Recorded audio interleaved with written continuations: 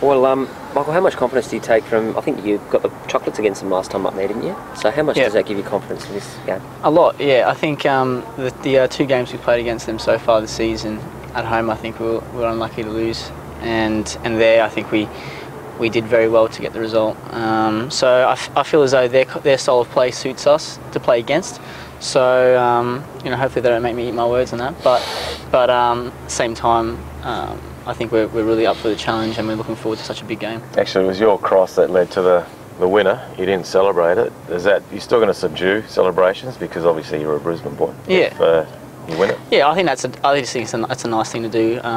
When players do that, I really appreciate it all over the world, and I think it's such a big game. It means a lot for the fans, and I don't really want to rub it in their face either, because they were so good to me while I was there. So that club still means a lot to me, and I mean, obviously I want to win more than ever, but I feel as though celebrating, there's nothing wrong with keeping a celebration subdued a bit, just a bit of a sign of respect. They got a couple of boys coming back from the Socceroos. I think Mackay, he didn't play, but obviously Frunyish played, and I think there's another player in doubt as well. Yeah.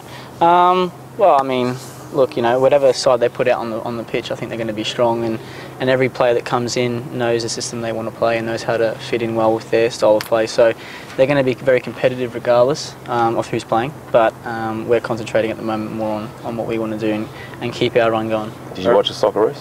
Yeah. What did you think? I thought it was, very encouraging signs. Obviously, at half-time, it was a fantastic result. Unlucky, I suppose it's just a bit unlucky. It kind of slipped away at the end.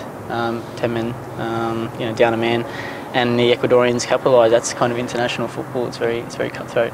Is it locked in, do you think, now, the squad, or is there still a chance for yourself? I mean, I think you'd like to think that everyone's still a chance at every position on the field. So I don't think anything's final in Andrew's squad, and I think he's definitely still got eyes out for anyone who can kind of stand out over the last few rounds. I think it's a good sort of way to stay motivated and keep your form up. Have you asked the coach here to shift you back to left back? Because obviously Andrew said that's where he wants you. Have you asked? Yeah, no, I mean, no, I wouldn't ask Josep to move me around the pitch. I just want to play in the best position for the squad where he needs me, and I enjoy playing at left wing as well. So after the last kind of year and a half that I had before I came here, I'm just grateful to be getting as much game time as I can, and I'm happy to be playing whatever I'm playing on the pitch. So Michael, I remember you saying that everyone was raving about how they're playing. I mean, 2 months on, you must be saying that we're almost playing better style than them. Yeah,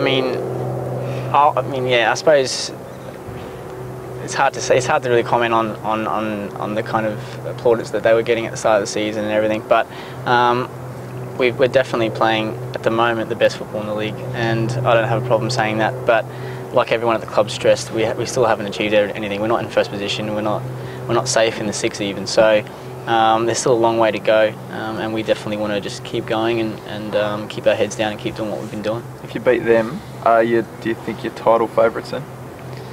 Title favourites, that's, it's hard to say. I mean, I think after 10, 12 rounds, you would have seen, like, with Brisbane, the lead they had at the top of the table, and even how far away we were, that kind of, you would have said that, yeah, they were odds-on favourites to win everything, and no one else was going to get close. But the reality is, finals football is such a sort of mixed bag. It can throw up a lot of surprises, and once you make the 6, anyone can win the championship. Really, anyone can win the grand final. So it doesn't really have anything to do with form once it gets to finals. It's just whoever has a better day. So. Michael, what about Bruce? He didn't really train that much today. Do you think he'll be all right for? I'm not sure about Brucey. I think with him it's a bit of a little niggly injury. I'm not sure what the coach has planned for him, but it might be a bit more of a kind of preventative thing this week so that he doesn't worsen his injury further, because we've still got some massive games coming up after this one. Just coming out of Europe, obviously you're used to the top team, that's the champion, and you've seen the grand final. What do you prefer? It's a funny one. I mean, on one hand, if I was Brisbane, I would say that it's kind of the reflection of the whole season. First past the post, the Premiers are the best side, but as a team that's chasing them and probably, its reality is they're probably a little bit far away from us to catch for the #1 spot. But the thing is, with the grand final, it does give us a chance to to beat them and to get something massive out of the season. And so in that way, it makes it very exciting. It's you know, I think that's what's kind of unique about our league and some of the other leagues in the world. Is that we have a lot of prizes that you can win and a lot of things now with Asian Champions League and stuff like that. So there's definitely a lot more to play for. Just to see Mike Mulvey had some strong words to say about the way Stephen Lustica left the club.